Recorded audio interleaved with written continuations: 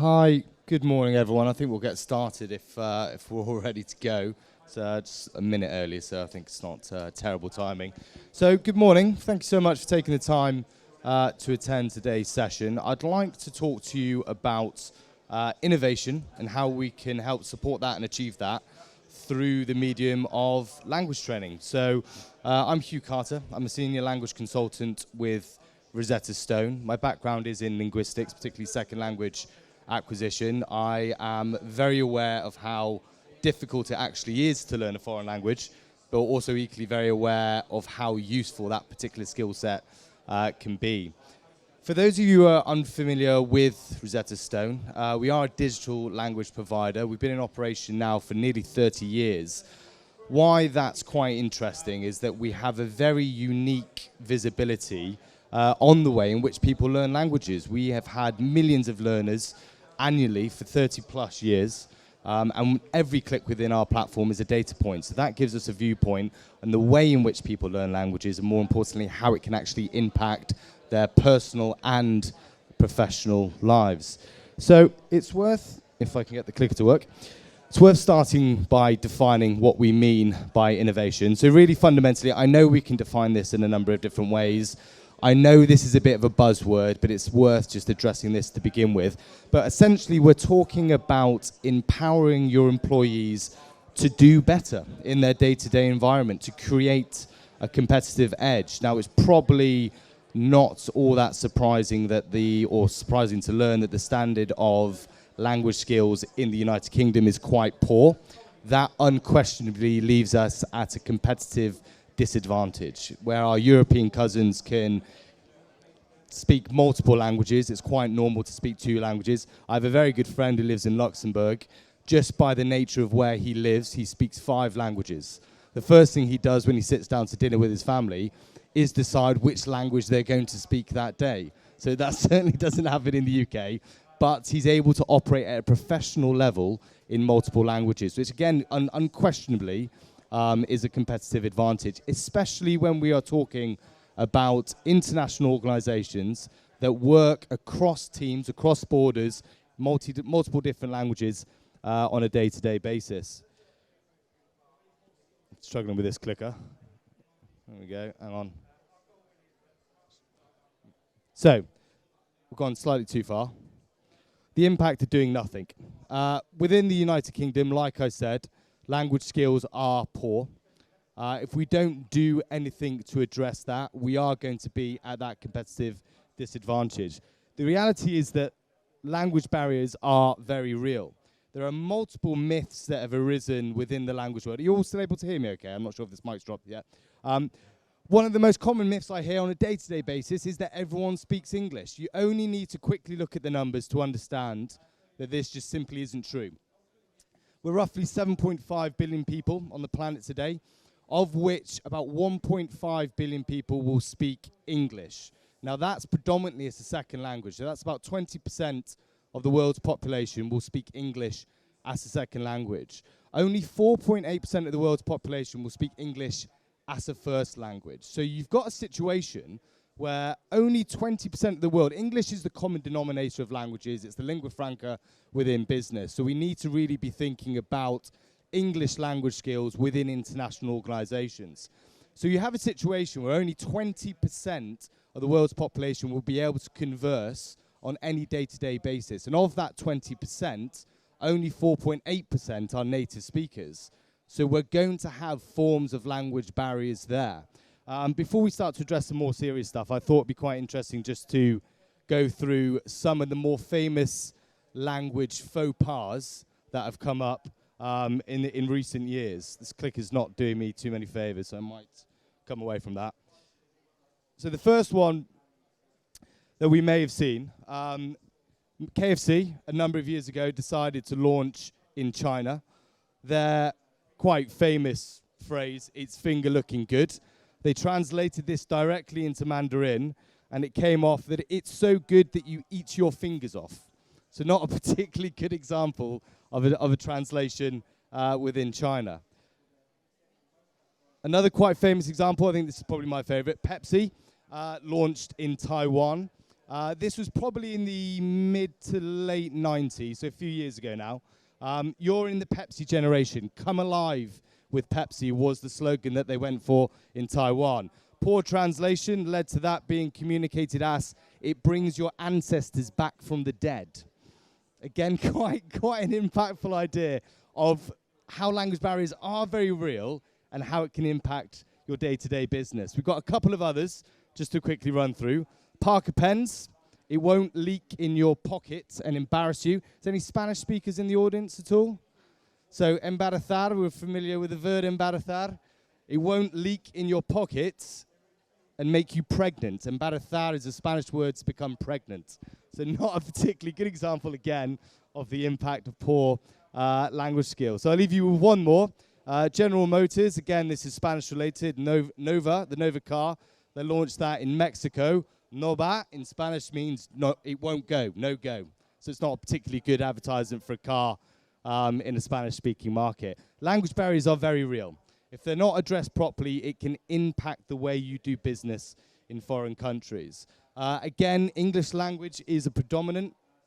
We can use English language as the quick fix. The reality is, upskilling your own workforce in a foreign language from scratch is going to be difficult. It takes a lot of time. On average, if we're talking about Romance languages, that can be about 5 to 6 years of continual effort to become fluent. Realistically, you're talking about 10 years to become effective in a foreign language. But what we can do is upskill individuals that already have basics in the English language to become more effective in their workforce and most importantly, more competitive. The reality of these challenges that we face in the UK, and this is slightly more serious, is that it's estimated by the British Council that annually we are missing out on about £100 billion worth of trade. That equates to 3.5% of British GDP. It's the entire GDP of not only Ethiopia, but 148 other countries around the world, purely because we do not have a skill set that allows us to communicate. And fundamentally, that's what we're talking about. This isn't learning French at GCSE, learning German at GCSE. We're talking about equipping individuals to be able to communicate and connect in a meaningful way with individuals that they work with around the world. Even if we were to access a fraction of this, individual companies could improve their bottom line, improve their performance quite significantly. So if you take anything away from today, this is the one that always shocks me. I think it's just absolutely stunning that we don't have a more effective approach to language training in the UK. Last year, only 2,000 students across the whole of the British Isles took modern foreign languages at university.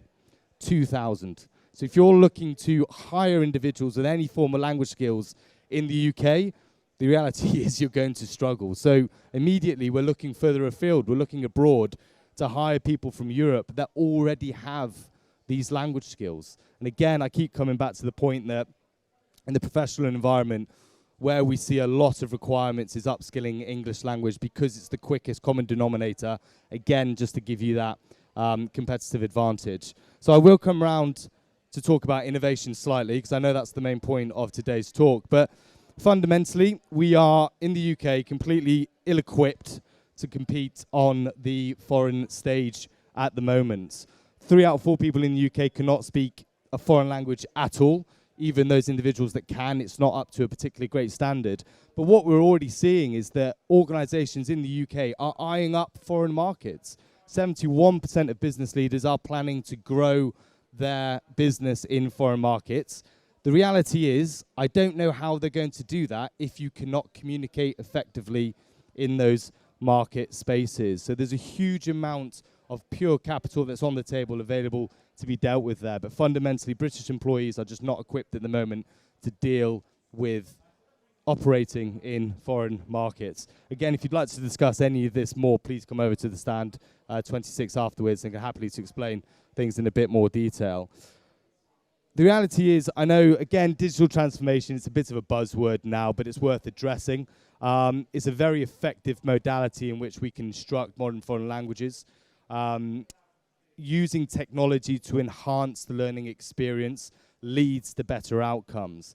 And again, I'll link this back shortly to why that can help create an innovative working culture and the actual true impacts that you can see from having a multilingual workforce. But some of the things that you might have already seen when we are talking about digital transformation, I won't read them through, but I think what's most impressive is the amount you can retain as opposed to traditional modalities of learning. The efficacy of using technology that can be adaptive learning, that can reiterate areas in which you're struggling, can help you foster and develop key skills at a much more accelerated rate than you traditionally see in the face-to-face environment. And that leads to better outcomes. So we can see that employee morale increases, annual revenue typically increases when you are able to measure it.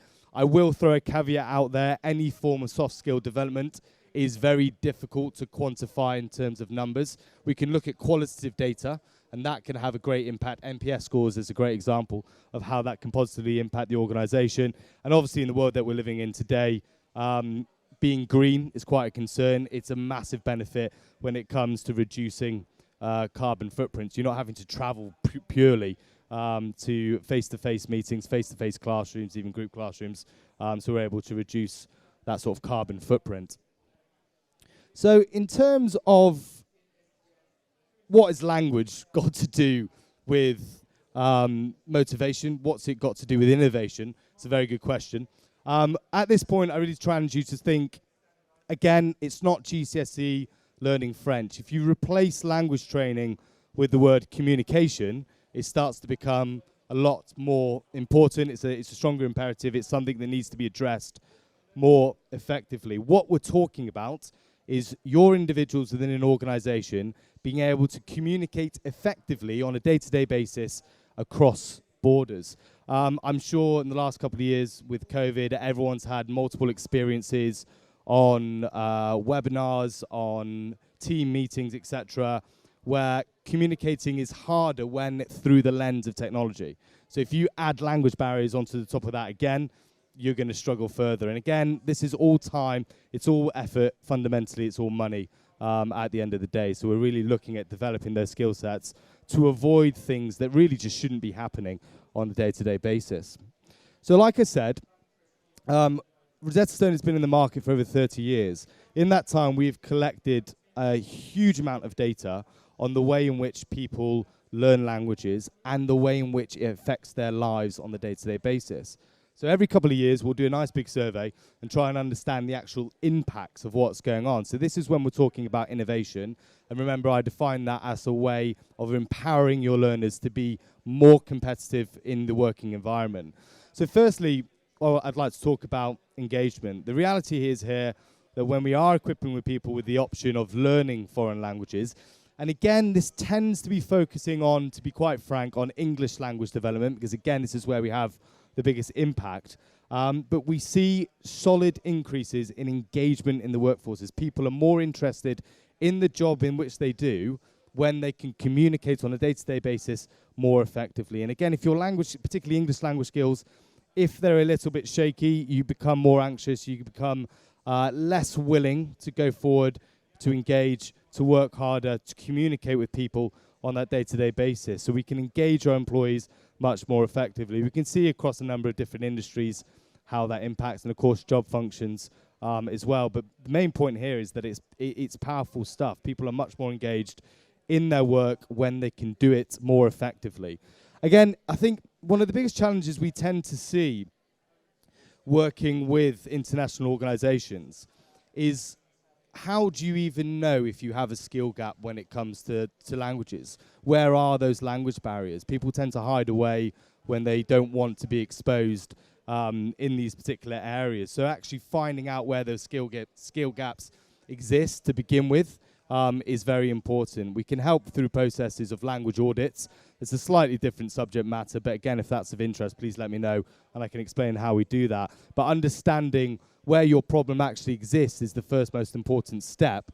You can then prescribe language training once you know where the problem is, rather than guessing. And again, that's probably applicable to all soft skill development, really. It's worth understanding where we're starting, how we can address it, and then solving that problem in due course. Career advancement is an important one. There's a very famous quote by a linguist, a polyglot. I think he speaks about 5, 6, 7, 8 languages, where he says, one language will set you in a corridor for life. Multiple languages opens every door along the way. Being able to speak multiple languages will open those doors. It leads to career advancement. The average increase of salary for anyone who is a multilinguist, particularly in the UK, is an additional 20% of your salary, just because you can communicate more effectively across borders. The reality is, it's a valuable skill. Only 2,000 people studied modern foreign languages in the UK last year. If you're one of those 2,000 people, you're going to have a competitive advantage over any native English speaker that cannot speak a foreign language. So it's worth considering actually the impact that it can have on an individual basis to your career advancement, let alone the impact that it has within your professional day-to-day situations. So these are just, again, some of the insights, some of the industries we looked at, and the different job functions and how that actually led to better working environments. And fundamentally, everyone's quite keen to increase their basic salary. So an additional 20% because of a skill set you've developed, I would argue is never really a bad thing. Worldview. Again, this is something that tends to be overlooked. The reality is if you have spent a lot of time studying a foreign language, you're also exposed to foreign cultures. That gives you a different perspective on the way you interact on a daily basis. You have different ideas. You can address problems from different angles. So it's often ignored, but being able to develop language skill sets will give you a different perspective. And that broader mindset is always a good thing. It's always going to help you operate more effectively on a day-to-day basis. 66% of people said language training expanded their worldview. I can't see how it couldn't, to be quite honest. So it's always a nice benefit to have.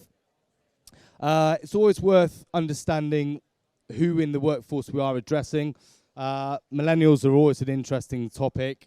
It won't be too long before we have to start talking about Gen Z as well, but their requirements are fairly similar to those of the millennials. Again, I won't read through the stats, but the most important thing is that training and development is often the number one perk that they are looking for. There was a study a couple of years ago that actually suggested that millennials would rather have access to more training opportunities than a pay rise, because they understand, going back slightly, that it can lead to better career advancements down the road. You're investing in them in the short term for better gains in the long term. So it's also, like I said, very important to understand and address the different types of learners you're going to have within your workspace.